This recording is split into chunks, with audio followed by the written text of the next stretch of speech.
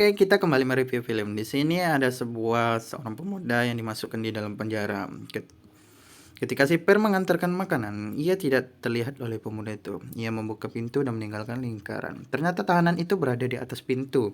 Kamu merasa diriku seorang Iya, jika sipir berkata apapun, maka akan ada kekerasan. Tapi pemuda tetap tersenyum, berlatih di sel, langkah kiri kanan, mengambil langkah tanpa sepatu.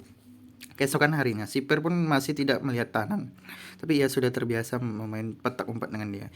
Kali ini lebih besar, ia tidak melihat adanya bayangan. Saat itu, ada sepasang kaki di belakangnya. Sipir pun tidak sadar, dan dia memiliki teknik menghilang. Sayangnya matahari membuat bayangan dirinya terlihat. Sipir itu berbalik dan memukulnya. Bukankah kamu bisa bersembunyi, bahkan bayanganmu hilang? Dia tetap tersenyum, menggambar mata ketiga di telapak tangan, dan terus berlatih keesokan harinya. Akhirnya dia bisa melakukannya. Hari esoknya sipir datang kembali dan tidak melihat ada gerakan maupun bayangan di belakangnya. Tiba-tiba si sipir pun terlambat bereaksi, dipukul keluar oleh dia. Bahkan dia berani melawan polisi. Sipir ketakutan dan menutup pintu selnya. Awal alasan dia di penjara, dia harus kita mulai dari masa dulu. Setiap harinya pemuda ini menganggur dan mengendari mobil dan menempel sebaran. Hari ini ditaruh selembaran kertas di pintu-pintu. Berarti ketika itu tidak ada orang, ada yang aneh. Ketika pintu terbuka, dia bukan mencuri, tapi datang untuk menginap beberapa hari. Ia menggunakan gosok gigi orang rumah, pakai baju, memakan makanan, dan kemudian berfoto. Tapi dia memiliki tujuan, membetulkan barang di rumah yang rusak. Baju juga dicuci. Ia hidup bahagia. Melihat selembaran yang tidak hilang, ia membobol pintu dan masuk. Rumah ini sangat besar, merasa seperti di rumah sendiri. Mencuci baju, makan, bermain bola, mandi. Ketika ia tertidur, tiba-tiba ada seorang pemilik rumah yang datang. Ia pun membatasnya, tapi melihat muka si wanita tadi, dia sangat sakit hati. Ia selalu dipukuli ayahnya. Jadi ia memutuskan untuk kembali. Melihat wanita menangis itu, dia memutar musik, membawa ganti baju wanita. Wanita merasakan kebaikan. Mereka berdua bermain bola golf di ruang tamu. Suaminya kembali. Melihat istrinya tidak menutup pintu, lalu ia menamparnya. Ia pun bermain golf di taman dengan sendiri. Si suami mendengar dan menelpon polisi, tapi tidak memberikan kesempatan. Kemudian lalu berlutut. Kemudian bola lain membuat sisian berlutut kesakitan. Kali ini hanya rasa sakit si wanita mengikuti dia. Mereka berdua menempel selembaran kertas bersama, masuk ke rumah orang untuk memasuknya. Ia membantu mencuci baju. Sebelum pergi, mereka pun berdua berfoto. Si wanita beradaptasi dengan cepat.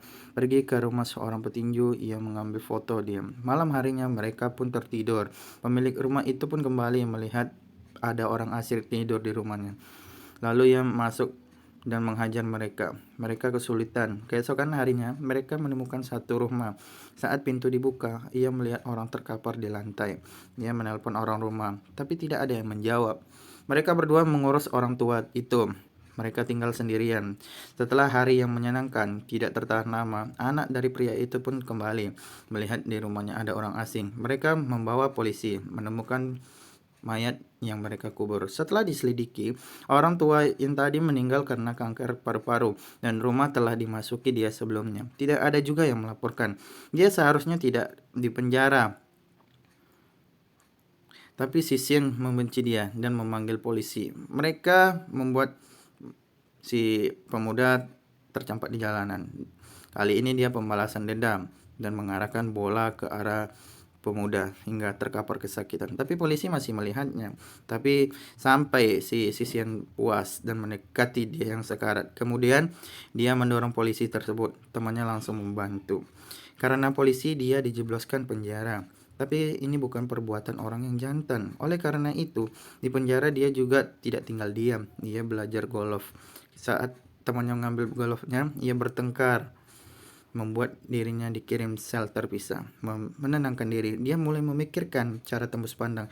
Setiap harinya berlatih keras dan akhirnya ia pun berhasil. Setelah keluar dari penjara, ia mencari polisi tersebut untuk membalaskan dendam, tapi tidak kasat mata, seolah-olah polisi tidak melihat siapa yang melemparnya dengan golf. Tapi dengan pantulan dinding, akhirnya terbalaskan dendamnya. Kemudian giliran Sisian, ia belajar teknik menghilang. Ia dapat masuk ke rumah Sisian. Ia merasa ada seorang di dalam rumah, mencari di ruang tamu, tapi tidak menemukan apa-apa. Tapi istrinya tahu, dia datang. Sisian mendengar pergerakan, membawa tongkat golf dan keluar. Melihat istrinya memandangi cermin, kali ini istrinya melihat kesempatan-kesempitan. Dia sudah mahir. Istrinya memberikan makanan ke pemuda tersebut. Ia memanfaatkan Sisian yang lengah. Sisian merasa ada tak beres, seperti tidak ada orang. Dia memiliki rumah, tapi hanya wanita itu yang tahu. Tapi itu sudah cukup. Di film ini tidak ada memiliki batasan. Oleh karena itu emosi hanya ada di mata saja. Ia berkeliling ruangan, merasakan kehidupan orang lain. Beberapa rumah kosong seperti jiwanya. Sampai ia menemukan partner yang sama. Ia memiliki kebenaran, walau tubuhnya tembus pandang, tapi cinta membuatnya tetap di sana.